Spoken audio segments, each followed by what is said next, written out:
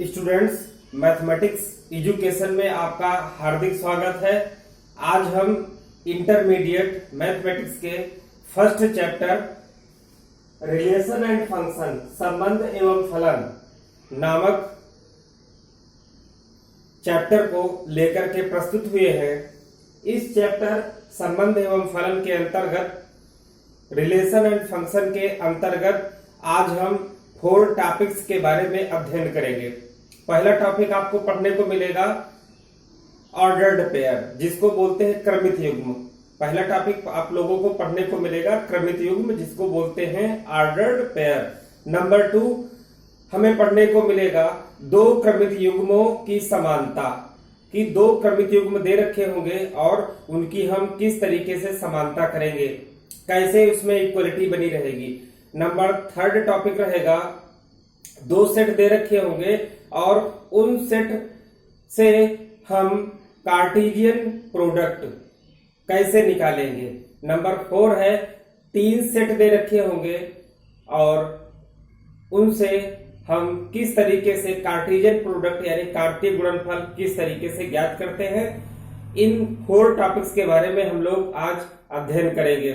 आइए चलिए समय को खराब न करते हुए वीडियो को कंटिन्यू करते हैं। सबसे पहले हम स्टार्ट करेंगे टॉपिक फर्स्ट, क्रमित युग्म ऑर्डर्ड पेयर। चलिए ऑर्डर्ड पेयर को हम समझते हैं। एक उदाहरण के माध्यम से, एग्जाम्पल के माध्यम से हम क्रमित युग्म को समझते हैं। जैसा कि स्टूडेंट्स, क्रमित युग्म शब्द से ही तात्पर्य है क्रमित युग्म, क्रम से आने वाला युग्म, यानी ऐसा युग्म, ऐसा पेयर जिसमें मेंबर क्रम के अनुसार रखे गए हों। ऐसा युग्म, ऐसा जोड़ा, ऐसा पेयर जिसके भीतर उपस्थित अवयवों को क्रमबद्ध तरीके से एक सीक्वेंस में रखा गया हो। चलिए हम एक एग्जाम्पल के माध्यम से समझते हैं। हमारे भारत देश के कई राज्य लेते हैं और उनकी राजधानियां लेते हैं। अपने भारत देश के राज्यों के नाम, कुछ राज्यों के नाम तथा उनकी राजधानियों के नाम हम एक घेरे के भीतर लिखने की कोशिश कर रहे हैं। ध्यान दीजिएगा, एक हमने यहाँ पे क्या किया, घेरा बनाया। एक हमने यहाँ पे क्या किया, एक हमने घेरा बनाया। ठीक है, इस घेरे के भीतर स्टूडेंट्स देखिएगा, यहां से एक हमने क्या किया, यहां से एक घेरा बनाया और इस घेरे के भीतर हम लिखने चल रहे हैं अपने देश के राज्यों के नाम तथा राजधानियों के नाम। तो ये हमने लिखा, सबसे पहले उत्तर प्रदेश लिखा, उसके बाद में हमने लिखा मध्य प्रदेश लिखा, मध्य प्रदेश लिखा। उसके बाद 3 हम राज्य ले लेते हैं। तीसरा राज्य हमने लिखा बिहार लिखा।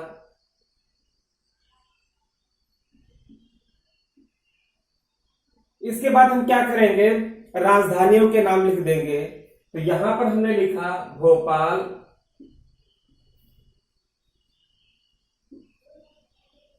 फिर हमने लिखा पटना, फिर हमने लिख दिया लखनऊ।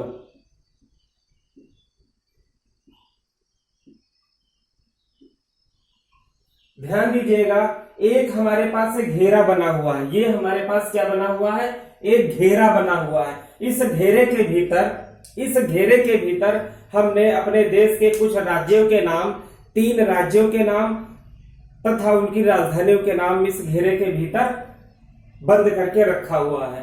अब देखिए हम 3 पेयर बनाएंगे, 3 पेयर बनाएंगे। जरा उन पेयर को आप कायदे से देखिए, ध्यान से देखिए कि उन बनने वाले पेयरों में, बनने वाले जोड़ों में क्या खासियत दिख रही है आपको। तो देखिए फर्स्ट पेयर हम बनाने जा रहे हैं, फर्स्ट पेयर। तो देखिए हमने बनाया फर्स्ट पेयर।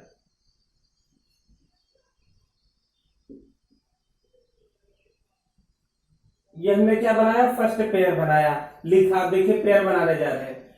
फर्स्ट पेयर में हमने लिखा उत्तर प्रदेश, उत्तर प्रदेश लिखा। फर्स्ट पेयर में हमने उत्तर प्रदेश लिखा। इसकी राजधानी का नाम है लखनऊ।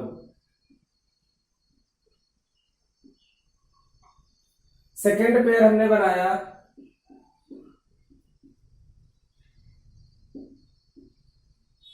सेकंड पेयर में हमने लिखा दोस्तों मध्य प्रदेश।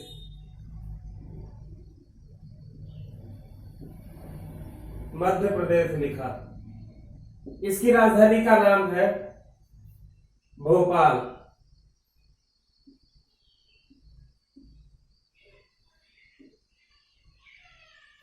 अब हम तीसरा पेयर बनाएंगे, third pair.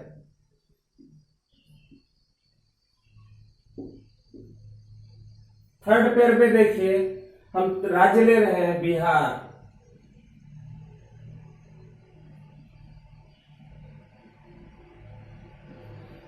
Patna.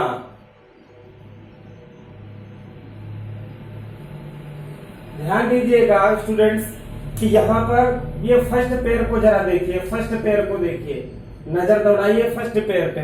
First pair को देखने से स्पष्ट है कि फर्स्ट पेयर में सबसे पहले क्या लिखा हुआ है, राज्य लिखा हुआ है।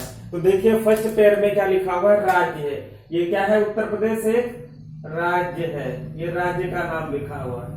उसके बाद ये क्या लिखी है, राजधानी लिखी है। क्या लिखी है, राजधानी लिखी हुई है।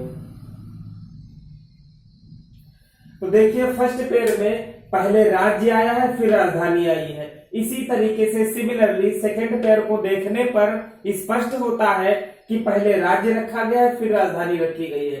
इसी प्रकार सिमिलरली थर्ड पेयर को देखने से स्पष्ट है कि पहले बिहार एक राज्य आया है फिर उसकी राजधानी आई है।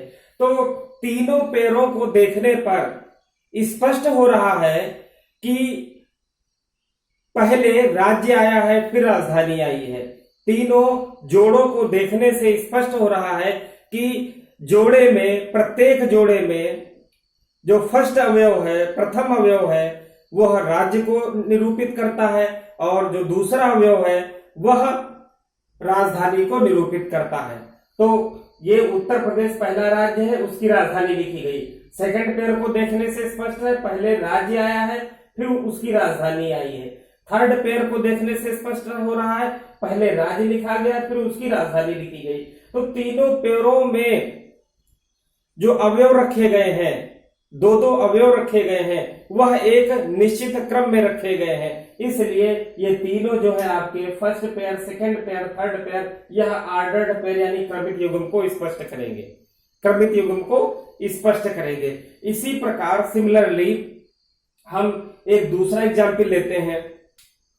ये आपका फर्स्ट एग्जाम्पल था, अब हम सेकंड एग्जाम्पल ले रहे हैं। सेकंड एग्जाम्पल से क्रमित युग्म और स्पष्ट हो जाएगा। देखिए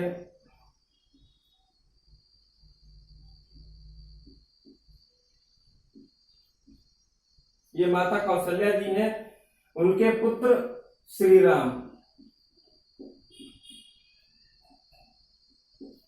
फर्स्ट पेयर बन गया। सेकंड पेयर देखिए देवकी और उनके पुत्र श्री कृष्ण।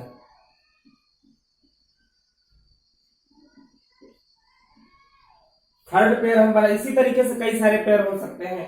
थर्ड पेयर हम मान लेते हैं मैरी,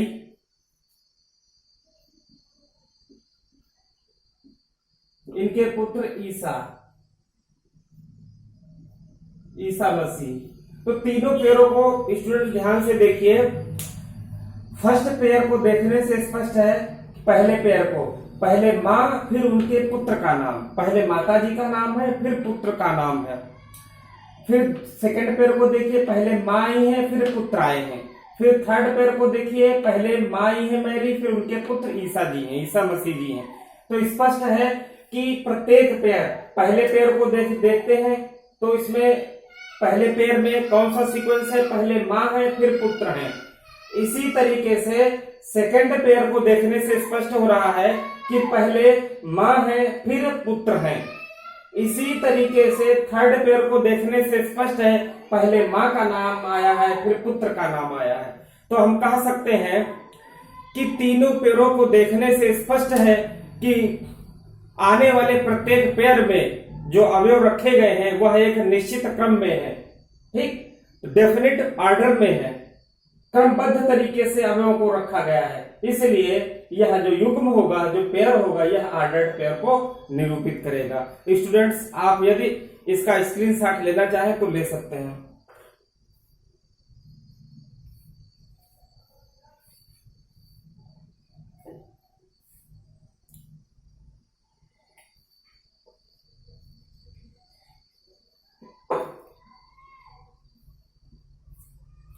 चलिए स्टूडेंट्स, अब हम तीसरा एग्जाम्पल ले रहे हैं निर्देशांक ज्यामिति का, कोऑर्डिनेट ज्योमेट्री का, जो कि वह भी क्रमिक युग्म ऑर्डर्ड पेयर को प्रदर्शित करेगा।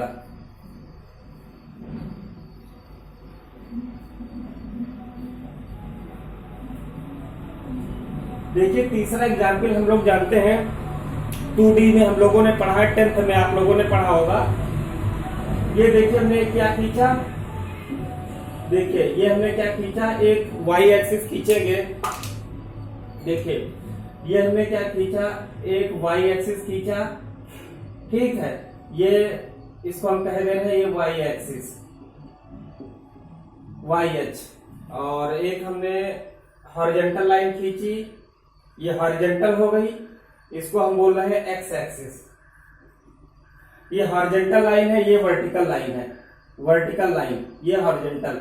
वर्टिकल लाइन और हॉरिजॉन्टल लाइन एक दूसरे को जिस पॉइंट पे इंटरसेक्ट करती है वह पॉइंट क्या कहलाता है, ओरिजिन, हिंदी में मूल बिंदु कहलाता है, वो लिख दे रहे हैं। अब चलिए यूनिट इस पर लिख दे रहे हैं, 1 सेंटीमीटर, ये 2 सेंटीमीटर, यह 3 सेंटीमीटर, यह 4 सेंटीमीटर, या लगभग 5 सेंटीमीटर। इसी तरीके से सिमिलरली हम ऊपर लिख रहे हैं 1, इसको मान लीजिए, यहाँ तक का ये 2 सेंटीमीटर मान लीजिए, यहाँ 3 मान लीजिए, यहाँ पर 4 मान लीजिए। बाकी ऐसे लिख सकते हैं, समझाने के लिए आप लोगों को ऑर्डर्ड पेयर समझाने के लिए यह हम बता रहे हैं। इसको क्या कहते हैं, इसको निर्देशांक तल बोलते हैं, कार्टेशियन प्लेन बोलते हैं, ठीक है, आर्गेंट प्लेन बोलते हैं, एक्स वाई प्लेन बोलते हैं, बहुत सारे इसके नाम है स्टूडेंट्स, ठीक है। तो इस पद्धति को सबसे पहले किसने खोजा था, रेनी देकार्ते ने बताया था। रेनी देकार्ते गणितज्ञ थे, उन्होंने किसी भी तल में, किसी भी प्लेन में उपस्थित किसी भी पॉइंट का इंट्रोडक्शन देने के लिए जो विधि बताई थी वह किसने बताई थी, रेनी देकार्ते ने बताई थी, ठीक है। तो देखिए ये रेनी देकार्ते के अनुसार ये प्लेन बनाया हमने, यह एक्स एक्सिस, यह वाई एक्सिस, यह देखिए 1 सेंटीमीटर, ओरिजिन से डिस्टेंस 1 सेंटीमीटर, 2 सेंटीमीटर, 3 सेंटीमीटर, 4, 5, इसी तरीके से वाई एक्सिस पर लिए गए पॉइंट। अब देखिए अगर हम कहें इस पॉइंट के कोऑर्डिनेट कितने होंगे, इस पॉइंट के कोऑर्डिनेट के क्या होंगे बच्चों, देखिए इस पॉइंट के अगर हम कोऑर्डिनेट निकालें, इस पॉइंट के जो रेड कलर का, इसका नाम दे रहे हैं ए, तो क्या निकलेगा, देखिए एक्स एक्सिस पर ट्रेवल डिस्टेंस 1 सेंटीमीटर 1 हो जाएगी, ये 1 सेंटीमीटर होगा, और वाई एक्सिस पर कितना चला 2 सेंटीमीटर 1, 2, तो क्या मिल गया, ये पहले ये भुज है जिसको हम लोग कहते हैं abscissa ordinate, abscissa ordinate. Abscissa होती है travelled distance on the x axis, और ऑर्डिनेट होता है travelled distance on the y axis. Similarly इसी तरीके से इसका हम इंट्रोडक्शन दें तो लगभग इसका इस पॉइंट का, तो इस पॉइंट का ये ए पॉइंट कह लीजिए और यह बी पॉइंट कर लीजिए, इसका कोऑर्डिनेट हो जाएगा 2, 4 हो जाएगा, ठीक। इसी तरीके से अगर इसका हम यहाँ पे लिखना चाहे सी कोई पॉइंट है तो ये 4 हो जाएगा, 4, 2। तो देखिए ध्यान दीजिए जरा, पहले एब्सिसा फिर ऑर्डिनेट, फिर यहाँ पे बी पॉइंट के लिए देखिए एब्सिसा ऑर्डिनेट, फिर सी पॉइंट के लिए देखिए पहले एब्सिसा आया है फिर ऑर्डिनेट आया है। हिंदी में हम लोग बोलेंगे पहले भुज है फिर कोट है। बी पॉइंट का कोऑर्डिनेट हमने लिखा तो पहले भुज लिखा फिर कोट लिखा। इसी तरीके से सी पॉइंट का कोऑर्डिनेट हमने लिखा तो पहले भुज लिखी बाद में कोट लिखी। जो पहला फर्स्ट मेंबर है, पेयर का जो फर्स्ट मेंबर है वह एक्स अक्ष पर चली गई दूरी को निरूपित करता है, और जो बाद में पेयर में, ये पेयर पहला पेयर है, ये 1 सेंटीमीटर जो है वो एक्स अक्ष पर चली गई दूरी को निरूपित करेगा, और जो 2 है ऑर्डिनेट जिसको हम कोटि बोलेंगे, वह y अक्ष पर चली गई दूरी को निरूपित करेगा। सिमिलरली b के लिए हम देखते हैं, जो 2 पहले लिखा है यह x अक्ष पर चली गई दूरी होगी, और जो 4 लिखा है ये y एक्सिस पर चली गई दूरी होगी। सिमिलरली c के लिए यह x अक्ष पर चली गई दूरी है पहला मेंबर, और जो दूसरा है जिसको हम लोग ऑर्डिनेट बोलते हैं यह y एक्सिस पर चली गई दूरी है। ये y एक्सिस पर चली गई दूरी, ये x एक्सिस पर चली गई दूरी। तो तीनों बिंदुओं को, तीनों पॉइंट्स को देखने पर स्पष्ट है, ए बी सी को देखने से स्पष्ट है कि जो फर्स्ट मेंबर है, पहला वो लिखा गया है, वह x अक्ष पर चली गई दूरी है, और पेयर का जो सेकंड मेंबर है वह y एक्सिस पर चली गई डिस्टेंस को व्यक्त करता है। अर्थात यह पेयर, दोनों तीनों पेयर, 3 पेयर बने हैं, तीनों पेयरों में आने वाले मेंबर एक निश्चित क्रम में रखे गए हैं। इसलिए यह ए पॉइंट जिसका कोऑर्डिनेट है 1,2, यह भी ऑर्डर्ड पेयर होगा। बी बिंदु, बी पॉइंट जिसका कोऑर्डिनेट है 2,4, यह भी एक ऑर्डर्ड पेयर कहा जाएगा, यानी क्रमिक युग्म बन जाएगा। और यह एक सी जो पॉइंट है जिसका कोऑर्डिनेट है 4,2, यह भी क्रमिक युग्म यानी ऑर्डर्ड पेयर को व्यक्त करेगा। हमें विश्वास है यह टॉपिक क्रमिक युग्म ऑर्डर्ड पेयर नामक टॉपिक आपको क्लियर हो गया होगा।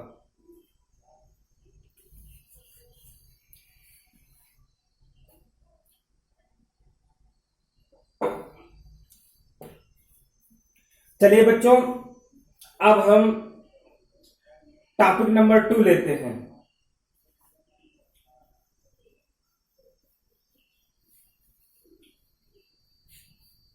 सेकंड टॉपिक आपका है दो क्रमिक युग्मों की समानता। दो, ध्यान दीजिए, दो क्रमिक युग्मों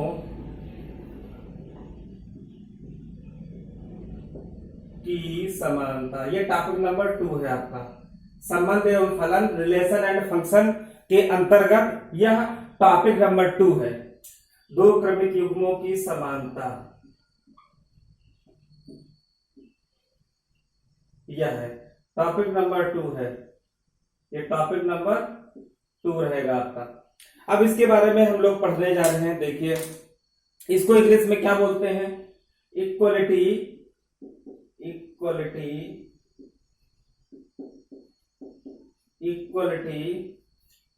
ऑफ टू ऑर्डर्ड पेयर।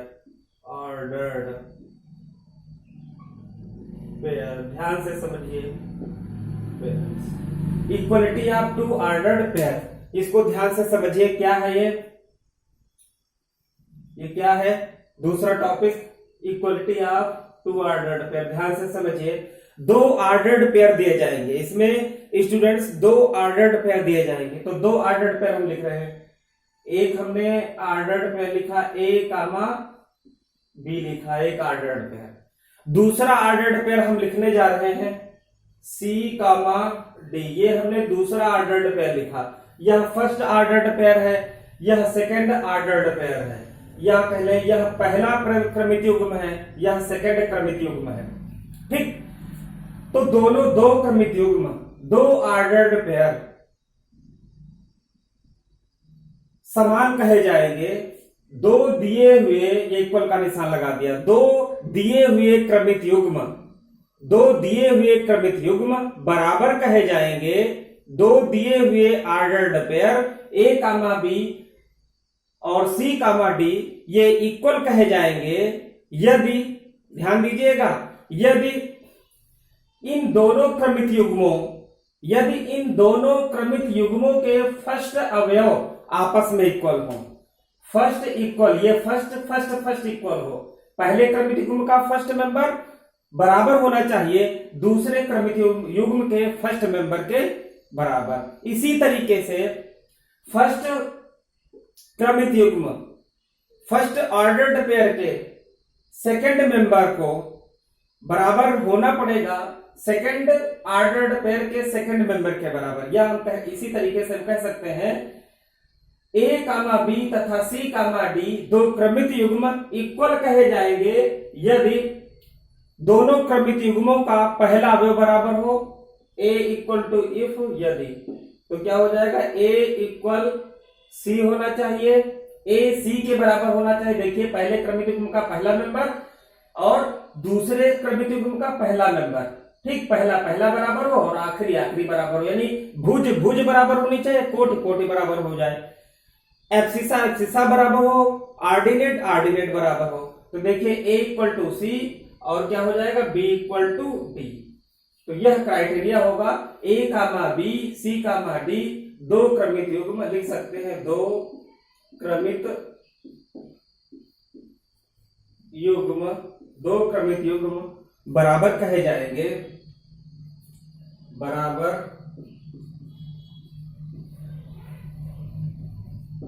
होंगे। बस यदि, यहां पे आप लोग यदि कर सकते हो, यदि, ठीक।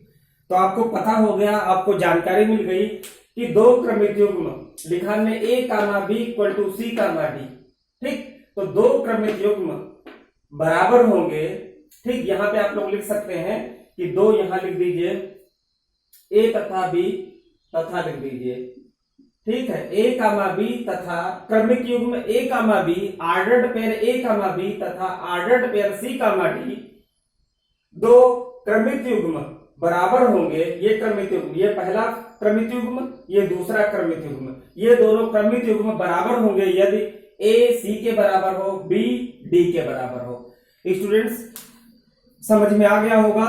आइए चलिए हम एग्जाम्पल के माध्यम से इस क्राइटेरिया को, इस टॉपिक को हम आपको समझाने की कोशिश कर रहे हैं, ठीक है। तो यहाँ पे जो टॉपिक था दो क्रमिक युग्मों की समानता, equality of two ordered pair, तो ये पहला ऑर्डर्ड पेयर हो गया ए कामा बी, ये दूसरा ऑर्डर्ड पेयर हो गया सी कामा डी, ये फर्स्ट ऑर्डर्ड पेयर, ये सेकंड ऑर्डर्ड पेयर, ये दोनों ऑर्डर्ड पेयर, ये फर्स्ट ऑर्डर्ड पेयर है, ये सेकंड ऑर्डर्ड पेयर है, ये दोनों ऑर्डर्ड पेयर बराबर होंगे यदि पहला मेंबर बराबर हो जाए और सेकंड मेंबर बराबर हो जाए, तो दोनों क्रमित युग्म बराबर हो जाएंगे। चलिए उदाहरण लेते हैं हम।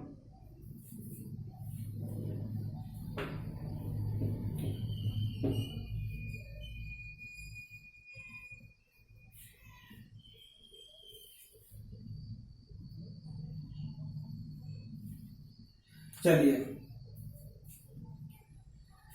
क्वेश्चन है, यदि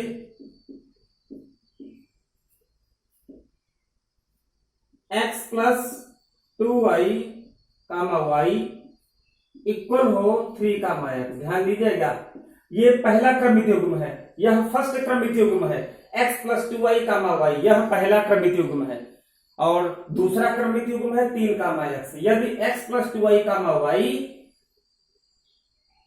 और 3 कामा x जो कि सेकंड ऑर्डर्ड पेयर है, दोनों क्रमित युग्म, दोनों ऑर्डर्ड पेयर देखिए इक्वल है, इक्वल का निशान लगा है, तब x तथा y के मान निकालिए, y के मान निकालिए, मान ज्ञात करिए, ज्ञात करो। यह आपका क्वेश्चन है, ध्यान से पढ़ लीजिए एक बार, फिर स्टार्ट करते हैं।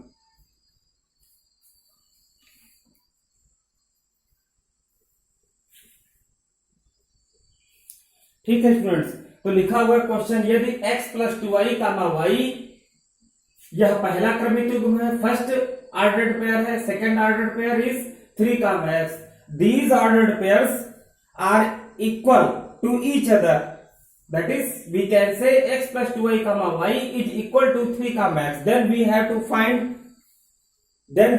find the values of x and y, for this we calculate, हम कैलकुलेट करते हैं। देखिए इसका सोल्यूशन क्या है।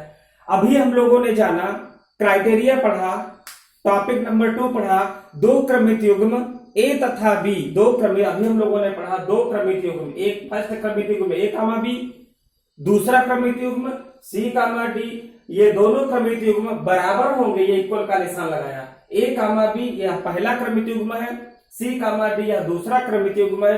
ये दोनों क्रमिक युग्म बराबर होंगे यदि यह पहला इसका पहले बराबर हो, ए बराबर हो जाए सी के, तथा ये बाद वाला मेंबर है ये बी बराबर हो जाए डी के, बी बराबर हो। ये अभी आपने क्राइटेरिया पढ़ा। इस क्राइटेरिया का उपयोग इन दोनों क्रमिक युग्मों में हम अप्लाई करेंगे। देखिए, तो पहला क्रमिक युग्म x + 2y = 3, ये हो गया। सेकंड क्या है, सेकंड मेंबर है y और इधर सेकंड मेंबर x है, तो y = x होना चाहिए। इसको इक्वेशन 1 मान लीजिए, इसको 2 मान लीजिए। अब क्या करेंगे, इक्वेशन सेकंड का इस्तेमाल हम इक्वेशन नंबर फर्स्ट में करेंगे। तो क्या करेंगे, समीकरण 2 का प्रयोग 1 में करने पर, देखिए समीकरण 2 का प्रयोग हम 1 में करेंगे, तो जहां y है वहां x लिख देंगे। ध्यान दीजिएगा इसको, x + 2x = 3। तो आगे देखिए यहां पर क्या मिल जाएगा, ये मिल जाएगा, क्या बन गया, x + 2x = 3। तो ये स्टूडेंट्स क्या बनेगा, 3x बन जाएगा बराबर 3। तो x बराबर क्या मिल जाएगा, 1।